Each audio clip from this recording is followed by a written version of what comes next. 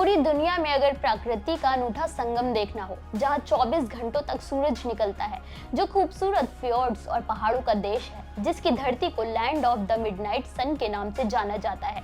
जी हाँ, हम बात कर रहे हैं उत्तरी यूरोप का एक खूबसूरत नॉर्डिक देश नॉर्वे की, जिसका केवल इतिहास ही अनूठा नहीं, बल्कि यहाँ बसने वाले सिखों के इतिहास भी बेहद रोमांचकारी है। नॉर्वे में आज के समय में 2500 सिख रहते हैं, जिन्होंने नॉर्वे की संस्कृति में सिक्खी की खुशबू घोल दी है।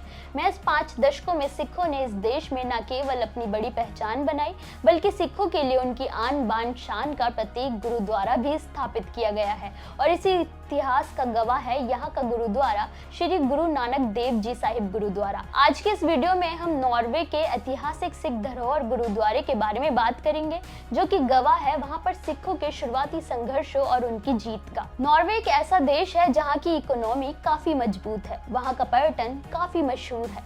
खूबसूरत नजारों वाले इस देश में सिखों ने असल में पहली बार 1970 के आसपास कदम रखा था।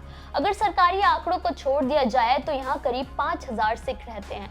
नॉर्वे में सिखों की संख्या पंजाब में सिखों के प्रति असहिष्णुता बढ़ने के बाद तेजी से बढ़ी।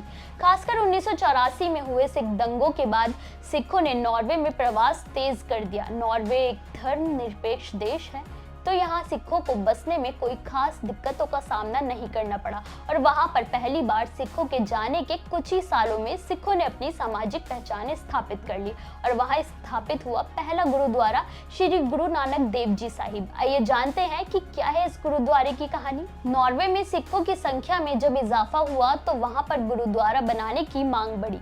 सिखों के लिए अपना पूजा स्थल होना चाहिए, इसका ध्यान रखते हुए सरकार ने आधिकारिक तौर पर गुरुद्वारा बनाने की मांग को माना और साल 1983 में नॉर्वे के ओस्लो शहर के अलनाब्रू में पहला सिख गुरुद्वारा श्री गुरु नानक देव जी साहिब की स्थापना की गई। इस गुरुद्वारे को गुरुद्वारा श्री गुरु नानक देव जी संगठन ने मिलकर बनाया है, जिसमें आज के समय में करीब 1900 सदस्य हैं। इस गुरुद्वारे को रोजाना खोला जाता है। इस गुरुद्वारे में 3 बड़े हॉल हैं, जिसमें एक प्रार्थना हॉल है और 2 लंगर हॉल है।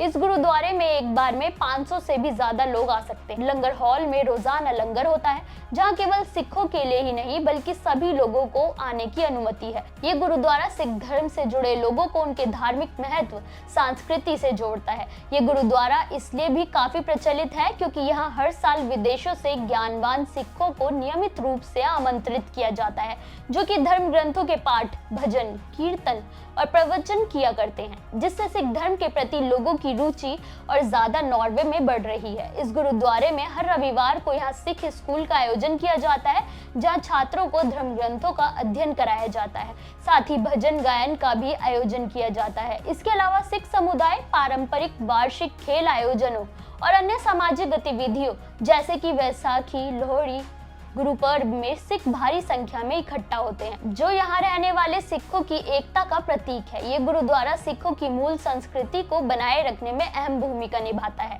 समय के साथ साथ धीरे धीरे नॉर्वे में सिखों की संख्या बढ़ रही है। सिख गुरुद्वारे में होने वाले कार्यक्रम यहाँ के स्थानीय लोगों के लिए भी बेहद आकर्षक होते हैं।